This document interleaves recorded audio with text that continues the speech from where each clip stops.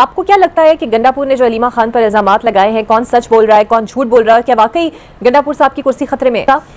एक तासुर तो ये है कि नून लीग और पीपल्स पार्टी की लड़ाई स्क्रिप्टेड है और सिर्फ ऐसा माहौल बनाया जा रहा है कि ऑपोजिशन बेंचेस पर आने का, और JUI का भी यही मौक़िफ़ है कि ये एक नुमाइशी जंग है। अगर ज़्यादा कुछ इश्यूज़ हैं तो फिर चाहिए पीपल्स पार्टी को कि वो ऑपोजिशन बेंचेस पर आकर बैठे।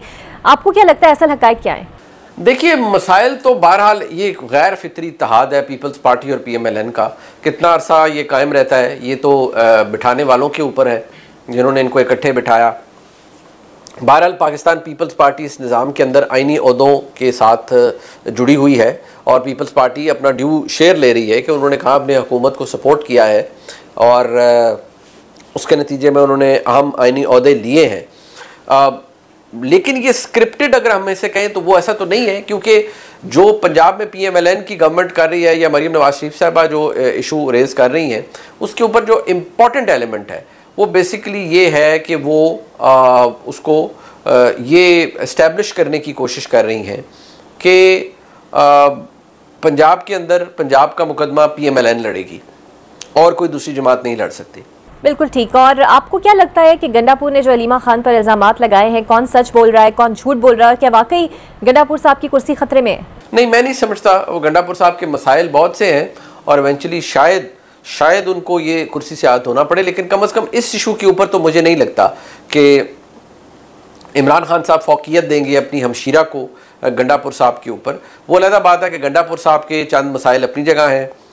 अलीमा खान साहबा यकीनी तौर पर स्पॉटलाइट भी चाहती हैं। वो ये समझती हैं कि उनके भाई को जो उनके बयानात हैं वो मुकम्मल तौर पर बाहर आने चाहिए, लेकिन जाहिर बात है वो सेंटर ऑफ अटेंशन बनती हैं जब वो बाहर आती हैं, क्योंकि वो इमरान खान की बहन है, लिहाजा उनको एक इम्पॉर्टेंस तो मिलती है।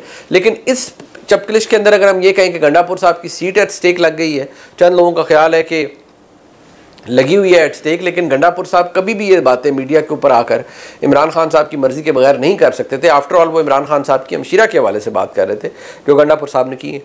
और ये कहा जा रहा है कि अली अमीन गंडापुर साहब की मुलाकात नहीं हो रही थी 6 माह से, और जब उन्होंने अलीमा खान साहिबा की शिकायत लगाई तो फिर ये मुलाकात की इजाज़त दे दी गई। इस दलील को आप कैसे देखते हैं? देखिए, मुलाकात की इजाज़त तो विम्स एंड विशेस पर होती है। विम्सिकल सा दौर है, जब उनकी मुलाकात नहीं होनी होती तो कई दिनों तक नहीं होती, और जब हो जाती है तो फिर आपको पता है फौरी तौर पर भी हो जाती है और उसमें बहुत कुछ हो जाता है, बहुत सी डेवलपमेंट्स हो जाती हैं। लिहाजा उसके बारे में तो हम सर्टेनिटी से कुछ नहीं कह सकते। जब जिसकी जहाँ मर्जी हो वो कर लेता है।